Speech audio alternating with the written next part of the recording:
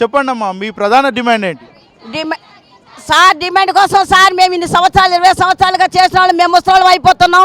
కొత్త వాళ్ళు కూడా 2 సంవత్సరాలు చేస్తున్నారు, వాళ్ళు కూడా పని భారం ఎక్కువైపోతుంది. మాకు తిండి తిప్పలు లేకుండా సంవత్సరాలు ఇడిచిపెట్టుకుని ఇంట్లో ఉన్న భార్య భర్తలకు పిల్లలకు కూడా విడాకులు ఇచ్చేసి డ్యూటీలు చేసుకున్న హక్కులు కూడా ఇక్కడ పెంచేశారు. దానికి సమాధానం లేదు. 18,000 జీతం కూడా కావాలన్నారు, అది కూడా ఇవ్వలేదు సారు.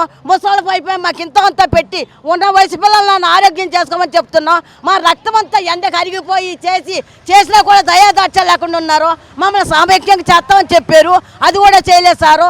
ఉన్న వాళ్ళు కూడా ఎవరు కూడా మంచిగా మా పద్ధతి చేయటం లేదు. ఇప్పుడు మా రక్తం అంతా నీరైపోయి ఎంత ఎటువంటి మనుషులు వచ్చిన జీవితాలన్నీ నాశనం అయిపోయినాయి. ఇక్కడ అయిపోయింది కూడా. ప్రపంచానికి కళ్ళు లేవా, ప్రభుత్వానికి కళ్ళు లేవా, ఈ జనానికి కూడా కళ్ళు లేవా సార్? ఆయనన్నీ మేము దానికోసం అడుగుతున్నాను సార్. ఏమైనా గట్టిగా ధర్నా చేస్తే పోలీస్ కార్లు వ్యాన్లు వచ్చేసి మమ్మల్ని తీసుకెళ్ళి అందులో పాడేసి కొట్టి సంపాలని చూస్తున్నారు. గందొచ్చి కాల్ చేసి రోడ్డు మీద మా బూడిదలు కూడా పెళ్ళెట్టి కలిగిన మా రక్తానికి జీవితానికి అందరి కోసం కూడా చేస్తా కూడా సిద్ధంగా ఉన్నామని మేము చెప్తున్నాం సార్. మీరందరూ దయించి మా కోసం కాదు, ముసోళ్ళ కాడ ఇంత ఆదరణ చూపించి పిల్లలు కూడా ఇంత దారి చూపించి చెయ్యాలని మేము చూస్తున్నాం సార్. అందుకోసం మీరు ఏమైనా సరే మీరు ఏ చేస్తా కన్నా మేము రెడీగా ఉన్నాం. మేము పోలీసు వాళ్ళు ఎత్తుపోతామని భయానికి కూడా లేము. మేము మా పిల్లలకి వెనకాల భవిష్యత్తుని కూడా బాగు చేయాలి, భవిష్యత్తుని కూడా మీరు కాపాడాలి. రిటర్న్ తోటి కడగడం ఒకటే తక్కువ. ఆశా వర్కర్ అరెస్టులు చేస్తా ఉన్నారు, పర్మిషన్ లేదా మీకు? పర్మిషన్ ఇచ్చిన దౌర్జన్యానికి 48 గంటల రూల్స్ ఇచ్చారు. 48 గంటల రూల్స్లో కూడా వాళ్ళు ఏం చేశారంటే 45 గంటలు దాటిపోయింది. రాత్రి అంతా నిద్ర నిప్పులు ఎక్కడ ఉంటే స్నానాలు కూడా లేవు, తిండి తిప్పలు లేకుండా ముసలం అయిపోయి ఇక్కడ ఉన్నాం. వయసు పిల్లలు కూడా ఇక్కడ ఉన్నారు. ఎవరో కూడా మమ్మల్ని ఆనుపాని చూసి మాకు వచ్చే సమాధానం చెప్పే విధానం కూడా లేదు సార్. అందరూ కూడా మమ్మల్ని దయించి మేము యుద్ధానికి దిగటం లేదు, ఎవరిని ధర్నా చేయటానికి దిగటం లేదు. మా కడుపు తిప్పలకి ధర్నాకి దిగుతున్నాం. మేము ఉన్న పిల్లలకు కూడా మంచి జరగాలి, ఉన్న మాకు కూడా 18,000 జీతం చేసి పెన్షన్ ఇచ్చి మాకు చేస్తానని చెప్పారు. డూబు డాబు మాట్లాడి చెప్పి వెళ్ళినాము. ఆశాల నిద్రాక్ష జాకెట్ పట్టుకొని రక్తాల మరకలు పడ్డారు కింద. వాళ్ళు ఇట్లా పడుకొని ఇట్లా రానియర్ అంటే తొక్కుకుంటా పోతారు పోలీసు. అసలు మాకు ఒక ఛాన్స్ ఇస్తే ఒక్కరన్నా లోపట్టుకొని మాట్లాడతారు కదా. మేము కొట్లాడింది ఎందుకు? నిన్న పొద్దున్న నుంచి కూర్చుంటే ఇవాళ వరకు ఇంతవరకు ఒక్కరు బయటికి రాలేరు. మాకు జీతాలు 9,099, ఇంటి కిరాయి కూడా కట్టుకోలేదు ఈ నెల. మేమేం తింటున్నాం, ఏం బతుకుతున్నాం? అన్ని సర్వేలు మాకు 1,00,000 రూపాయల కలెక్టర్ జీతానికి మాకు ఆ కలెక్టర్ పని కూడా మాకు అప్పచెప్తున్నారు. అన్ని పనులు చేపిస్తారు. మాతో సమస్యలు ఉన్నాయని కలెక్టర్ కలిసి చెప్పే ప్రయత్నం చేసినాము. నిన్నటి నుంచి చెప్తున్నాము రావాలని. వాళ్ళు బయటకు వస్తారు. పోనీ శాంతియుతంగా వచ్చినాము, శాంతియుతంగా ఒక్కరన్నా బయటకు ఒక్కరినన్నా దోలాలే లోపలికి చెప్తారు కదా. ఆశాల నిర్దాశ మాకు సమ్మె చేసే హక్కు ఉంది, పోరాడే హక్కు ఉంది.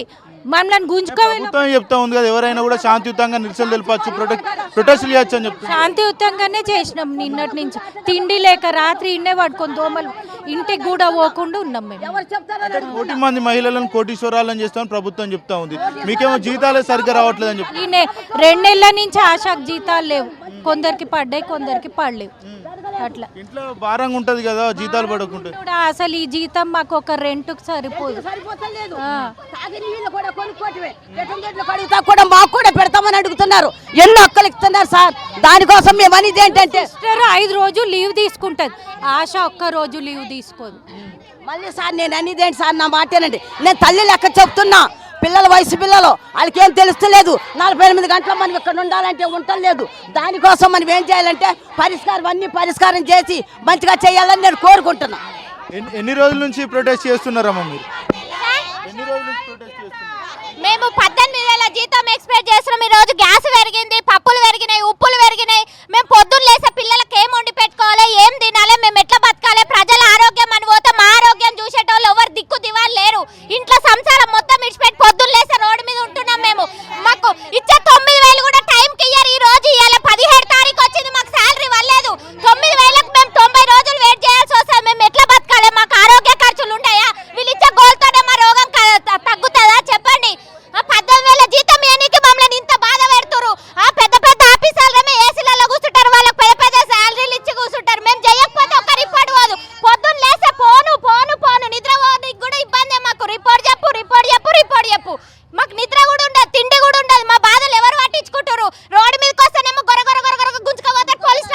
చేస్తారు.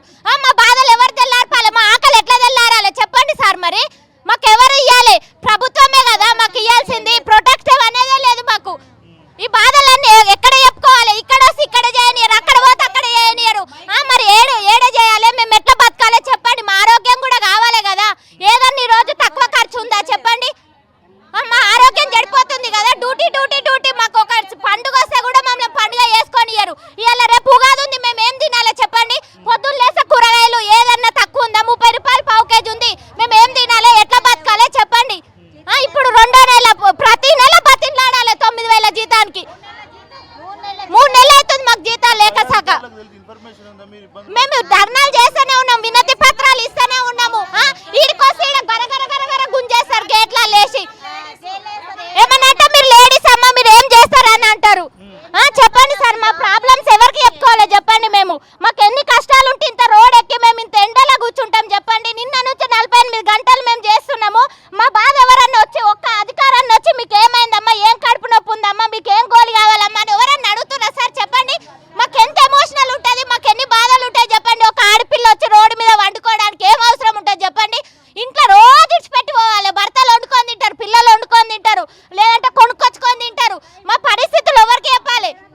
ఇంతవరకు ఒక్కరు వచ్చి మమ్మల్ని ఏమమ్మా మీ బాధ ఏమైంది మరి కనీసం మాకు చెప్పండి అమ్మా అని అడుగుతలేరు సార్. మేము ఎవరికి చెప్పుకోవాలి? మేము ఇంతకు ముందు కేసీఆర్ ప్రభుత్వం ఉన్నప్పుడు 106 రోజులు చేసినాం మేము సమ్మె. చేసిన తర్వాత మాకు గవర్నమెంట్ ఈ చేతి గుర్తు వచ్చి మాకు మద్దతు పలికింది. ఈ రోజు ఎక్కడ పోయింది మద్దతు ఇచ్చిన వాళ్ళు? మీ ప్రాబ్లమ్స్ అన్ని చేస్తామన్నోళ్ళు ఇవాళ ఎక్కడ పోయిరు వాళ్ళందరూ? మేము అడగాలి కదా మరి. మాకు 2 సంవత్సరాల నుంచి మీరు హామీ ఇచ్చి మీరు ఇప్పుడు ఏసీలో కూర్చొని చూడనట్టు వదిలిపెడితే మా కడుపు నొప్పి ఎవరు తెల్లార్పాలి చెప్పండి? నీళ్లు సరిగా తాగము, వాష్రూమ్ సరిగా పోము, మాకు ఎన్ని ప్రాబ్లమ్స్ ఉన్నాయి అడవిలో వచ్చి కూర్చుంటే? ఆలోచించాలి కదా. 3 నెలలు అయింది సరిగా రాక. ఈఎంఐలు ఉంటాయి. మా పేద కష్టాలకు మాకు వచ్చే 9,000కు మా పిల్లలకు కావాలి కదా సార్ చెప్పండి? మాకు వచ్చే లక్షలు కాదు కదా. ఈ నెల రాకపోతే మళ్ళీ ఇంకో 2 నెలలు బతుకుతాం మీ శాలరీ మీద అని కాదు కదా. ఎప్పటికప్పుడే అయిపోతాయి. ఈఎస్ఐ లేదు, పిఎఫ్ లేదు, మాకు ఉద్యోగ భద్రత లేదు. మేము ఒక ఆశ చచ్చిపోతే కూడా మట్టి ఖర్చులకు కూడా లేవు మాకు. ఒక 5 నిమిషాలు అందరూ సైలెంట్గా ఉన్నాను. మరి సీఎం గారికి మా అందరి ముఖంగా మేము తెలియజేసేది ఏంటంటే, ఆశా వర్కర్లు మా అందరము కూడా, అయ్యా మీరు బంగారు తెలంగాణ అన్న ఆయన వెళ్ళిపోయిండు, మీరు వచ్చి మమ్మల్ని ఏదో ఉద్ధరిస్తా అన్నారు, సరే కదా అని మీ మాట కట్టుబడి మేము లోబడి ఓట్లేసి గెలిపించుకుంటే ఆడవాళ్ళని లక్షాధికారులు చేస్తానని ఈరోజు మేము భిక్షాధికారి అయిపోయి ఇక్కడ కూర్చుని ఏడుస్తున్నాం. మరి మా బాధ మీకు ఎందుకు అర్థం కావట్లేదో. మరి స్త్రీలు కన్నీరు పెడితే అది దేశానికి ఏంటి, రాష్ట్రానికి ఏంటి, కుటుంబానికి ఏంటి మంచిది కాదు. ఒకసారి మీరు మమ్మల్ని దృష్టించండి రేవంత్ రెడ్డి గారు. సభాముఖంగా మీకు తెలియజేస్తున్నాం. మరి మాకు ఇచ్చే ఆ 9,000 చిల్లర కూడా మీరు మాకు ఇవ్వలేకపోతున్నారంటే మీరు ఇంకా స్త్రీలను ఎక్కడ గౌరవిస్తున్నారు? ఎక్కడ మమ్మల్ని చూస్తున్నారు? మీరు స్త్రీలు గౌరవించబడుతున్నారు, మేము అంత లేపేస్తున్నాము ఇంత లేపేస్తున్నాం అంటున్నారు. మాకైతే న్యాయం జరగట్లేదండి. నిన్నటి నుంచి 48 గంటలు మేము ధర్నాలో ఉన్నాం. ఇల్లు వాకిళ్ళు పిల్లల్ని వదిలేసి. మీరు ఇచ్చే జీతం ఒక సింగిల్ పేరెంట్కి సరిపోతుందా? ఇందులో ఎంతోమంది విడోస్ ఉన్నారు, సింగిల్ పేరెంట్స్ ఉన్నారు, కుటుంబాలతో ఉన్న వాళ్ళు ఉన్నారు. మరి మేము సేవ చేయడానికి 24 గంటలు చెయ్యాలి ఏంటి? ఒక కడుపుతో ఉన్న స్త్రీని మేము తీసుకెళ్ళాలి ఎక్కడంటే అక్కడికి, రాత్రులు అంటే రాత్రులు, పగలంటే పగలు. అక్కడ మాకు సరైన సౌకర్యాలు ఉండవు, మాకు సరైన ఎటువంటి విలువలు ఉండవు. అయినా కూడా మేము మా డ్యూటీ సక్రమంగా చేస్తుంటే మా పై అధికారులు మా మీద మరి ఒత్తిడి తెచ్చి ఆన్లైన్ వర్కులు చేపిస్తున్నారు. అయినా కూడా మేము లోబడి చేస్తున్నాం. ఇంకా మీరు మమ్మల్ని ఎక్కడ గుర్తిస్తున్నారు? మరి సీతక్క గారు ఆ రోజు మాకు వాగ్దానం చేశారు వచ్చి అక్కడ మీటింగ్లో, మరి మా ప్రభుత్వం వస్తే 18,000 ఫిక్స్డ్ వేతనం చేస్తాము, మరి మీకు ఆరోగ్య బీమాలు కల్పిస్తాము, మీకు వైద్య సదుపాయాలు, మరి ఈఎస్ఐ పిఎఫ్ ఇస్తామన్నారు. మరి ఈ రోజుకి ఆ మాటలు ఇచ్చిన వాళ్ళు ఎవరు కూడా మాకు కనిపించట్లేదు. మమ్మల్ని సపోర్ట్ చేయడానికి ఇంతవరకు కూడా మీ అధికారులు ఎవరు కూడా మా ముందుకు రాలేదు. మరి మీరు ఏం చేస్తున్నారని మేము ఈరోజు మిమ్మల్ని ప్రశ్నిస్తున్నాం. అందరము ఏకకంఠంతో మరి మీకు తెలియజేస్తున్నాం. సీఎం గారు ఒకసారి మీరు మమ్మల్ని దృష్టించండి. ఎందుకంటే ఆశాలు ఐక్యత ఏంటో మీకు తెలుసు. మరి కేసీఆర్ గారు ఎలా ఇంటికి వెళ్ళారో కూడా మీకు తెలుసు. మీరు మా దగ్గరకు వచ్చి ఎలాగ విన్నపాలు చేశారో కూడా మీకు తెలుసు. కాబట్టి మీరు మమ్మల్ని జ్ఞాపకం చేసుకోవాలని ఈ యొక్క సభాముఖంగా తెలియజేస్తూ ఈ సమయాన్ని ముగిస్తున్నాను.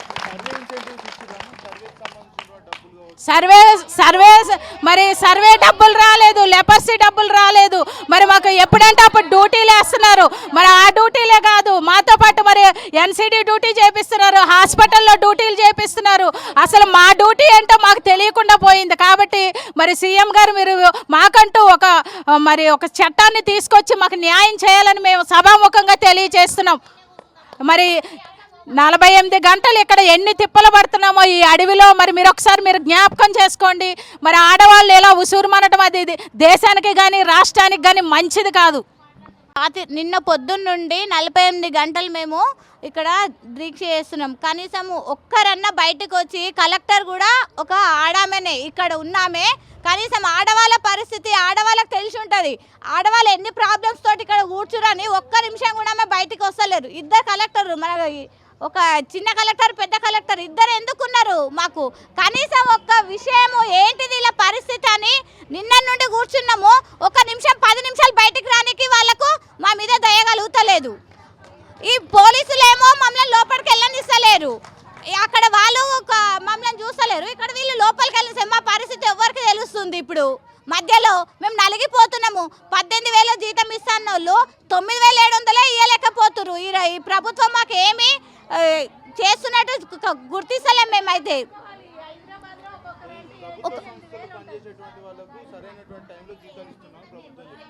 అస్సలు లేదండి, కావాలంటే మా చెక్ చేసుకోండి. ఒక్క నెల వేస్తే ఒక నెల ఎవరికో ఒక సైడ్ వేస్తున్నారు, ఒక సైడ్ ఆపేస్తున్నారు. పోయిన నెల ఒక సైడ్ వచ్చిందా, ఈ నెల రాలేదు ఇక్కడ మాకు. ఇక 2 నెలల నుంచి మళ్ళీ జీతాలు లేవు. ప్రభుత్వం ఏమో మేము చేస్తున్నామని చెప్పుకుంటుంది, కానీ ఇక్కడ చేసేది ఏమీ లేదు. అది మాకు అనుభవిస్తున్నాం కాబట్టి మాకు తెలుసు. అది ఎవరికైనా చేసే వాళ్ళకే తెలుస్తుంది. వాళ్ళు చెప్పగానే కాదు, మేము ఇచ్చే జీతానికి చేసే పనికి అసలు సంబంధమే లేదు.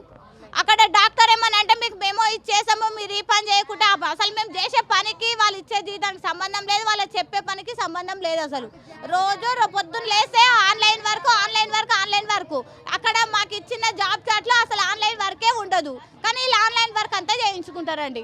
అసలు మాకు ఈ సమస్య ఎక్కడ పోతుంది? రేవంత్ రెడ్డి మరి మాకేమన్నా దృష్టిలో పెట్టుకొని ఈ అసెంబ్లీ సమావేశాల మా పరిష్కారం చేస్తాడని మేము సభాముఖం కోరుకుంటున్నాం.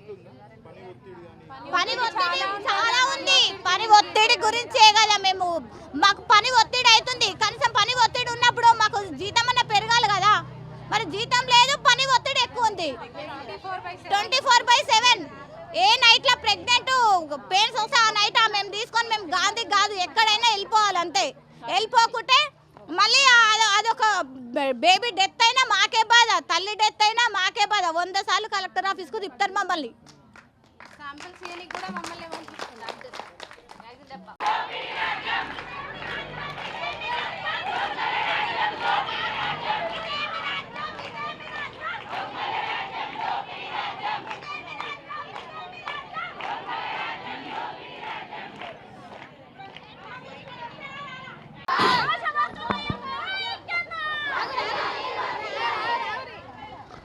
హలో సార్, నమస్కారం సార్. రేవంత్ రెడ్డి సార్, మీకు నమస్కారం సార్. పాద నమస్కారాలు చేస్తున్నాం సార్, మీకు పాద నమస్కారాలు చేస్తున్నాం సార్. మేము ఎండలో మాడి చచ్చిపోతున్నాం సార్. 48 గంటల నుంచి మేము ఇక్కడ ధర్నా చేసి తిండి తిప్పలు లేకుండా ఇంటిలో ఉన్న పిల్లలందరూ ఇడిచిపెట్టి మేము నానా కష్టాలు పడుతున్నాం సార్. మీలో కోట్లు మీ కుక్కకేసి బిస్కెట్ విలువ కాదు సార్ మా జీతం. మీరు ఒక ఛాయ్ తాగి విలువ కాదు సార్ మా ఆశా వర్కర్ల జీతం విలువ. అవన్నీ మీరు అర్థం చేసుకుని సార్ మా జీవితాలను కొంచెం ఆధారం పెడతారు సార్. రేవంత్ సార్, మీరు వచ్చారని మేము అందరూ ఒక్కసారి చెయ్యేసి ఒక్కసారి శాన్సీ అన్నారు. అందరం మేము మెచ్చుకుని చెయ్యి ఇచ్చాం సార్. ఆ చెయ్యితో 2 చేతులు నరికేశారు సార్. మీరు తలనడుతో కూడా సిద్ధంగా ఉన్నారు సార్. అందు గురించి మాకు దయించు సార్. మీరు ఏం చేస్తారంటే దయించండి సార్. ఇప్పటికన్నా ఇంకా సర్వీస్ ఉంది మీకు. 5 సంవత్సరాలు చేస్తారో 10 సంవత్సరాలు చేస్తారు, మీ పరిపాలన మాకు తెలియదు. మమ్మల్ని కూడా మా జీవితాల కోసం మమ్మల్ని ఏం చేయొద్దు సార్. మీరు వస్తారు మేము వస్తారని అందరూ వచ్చి మమ్మల్ని మోసం చేసుకుంటూ వస్తున్నారు సార్. ఈ ప్రభుత్వం ప్రతి ప్రభుత్వం మమ్మల్ని దెబ్బేసుకుంటూ వచ్చింది సార్. మీ తల్లి లెక్క సార్. మీరు చేతిలో ఉన్న మీరు ఎంగిల్ చేతి మోచేతి ఎంగిల్ నీళ్ళు తాగి బతికిన ఆశా వయసులు మాది సార్. అందు గురించి మీరు దయించి మీరు రేవంత్ రెడ్డి సార్, మీరు నా పేరు కృష్ణవేణి సార్, నేను ఆశా వర్కర్ని 20 సంవత్సరాలు చేస్తున్నాను సార్. మీరు ఏం చేస్తారు సార్? ఆశా వర్కర్ల యొక్క ఐక్యత, ఆశా వర్కర్లకు రక్షణ, ఆశా వర్కర్లకు పని భారం, ఆశా వర్కర్లకు పని భారం, కనీస వేతనం, కనీస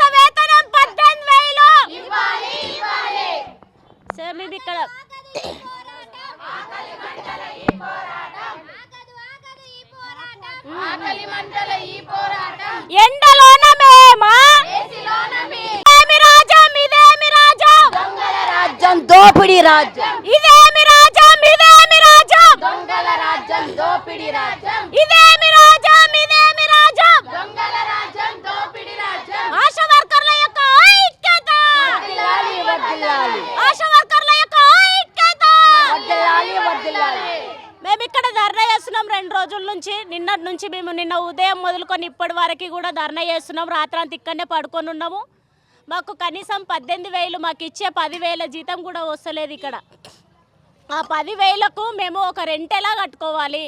ఇప్పుడేమో పప్పులు ఉప్పులు అన్నీ పెరిగిపోయినాయి. అసలు ఆ ఇచ్చే దాంట్లో కనీసం వేతనం కూడా మాకు 18,000 మినిమం. మేము 26,000 అడిగినాము. దాంట్లో వన్నొద్దు 18,000 పెంచమని చెప్పాము. ఆ 18,000 కూడా అప్పుడు కేసీఆర్ రాజ్యం ఉన్నప్పుడేమో అప్పుడు మా దగ్గరకు వచ్చి అమ్మ మీకు ఈ జీతం ఏం సరిపోదు, మీరు చేసే పనికి ఈ జీతానికి అసలు సంబంధం లేదు, మీ కష్టార్జితం చాలా ఉంది, మీరు మెయిన్ పిల్లర్స్ అని చెప్పిన అప్పుడు ఎమ్మెల్యేలు ఇప్పుడు ఎవ్వరు మరి దిగోసలు ఎవరికి మా కష్టార్జితం అనేది తెలుస్తలేదా? పుట్టిన బేబీ మొదలుకొని సచ్చిన ముసలోని దాకా వానికి హెచ్ఐవి ఉందా, ఎయిడ్స్ ఉందా, వాడు ఏ రోగంతో చచ్చిండు, వాడు ఏ నొప్పి వచ్చి చచ్చిండు, ఒక ఎయిడ్స్ల టార్గెట్, డెలివరీ అయిన మధ్యరాత్రి ఫోన్ చేస్తే కూడా లేచిపోయే బతుకులు మాకు సంసారాలు లేవా, మాకు పిల్లలు లేరా, మా పిల్లలను చదివించుకోవడానికి మాకు వద్దా?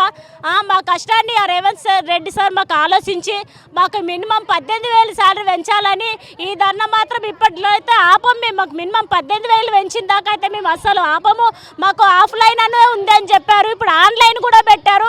అయినా మేము కష్టం చేస్తున్నాం. లెప్రసీ సర్వే అని చెప్పి ఎర్లీ మార్నింగ్ 6 గంటల లోపే మేము ఏరియాలలో ఉండి లెప్రసీ సర్వేలు కూడా చేసిన రోజులున్నాయి, చేస్తున్నాం కూడా.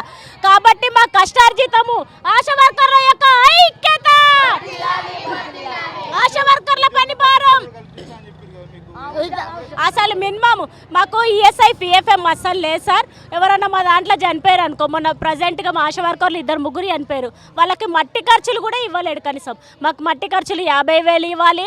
మాకు ఈఎస్ఐ పిఎఫ్ఎం, మేము ఒక గవర్నమెంట్ హాస్పిటల్లో ఒక ఆశా వర్కర్ అని ఒక ఏరియాలో గుర్తింపు ఉంది మాకు. అమ్మ మీకేం తక్కువ అమ్మ గవర్నమెంట్ అని అంటారు, మాకే అడ ఈఎస్ఐ పిఎఫ్ఎం లేదు, మా పిల్లలకే ఏం లేదు వెనుక. ఇప్పుడు మేము ముస్లాం రిటైర్మెంట్ అయిపోతుంది, ఈమెకు వాళ్ళు పోషించాలంటే కనీసం ఈమెకు పోషించే స్తోమత లేదు. తల్లి కొడుకులు ఉన్నారు, ఇప్పుడు తల్లి సంపాదించినప్పుడు వాళ్ళకు పోషించాలంటే మాకు మట్టికి కనీసం డబ్బులు కావాలి కదా, మట్టి ఖర్చుల డబ్బులైనా. అలాంటిది మాకు దయచేయాలి రేవంత్ రెడ్డి సార్ అని చెప్పి మేము ఈ ధర్నా నిర్ణయిస్తున్నాం. Thank you.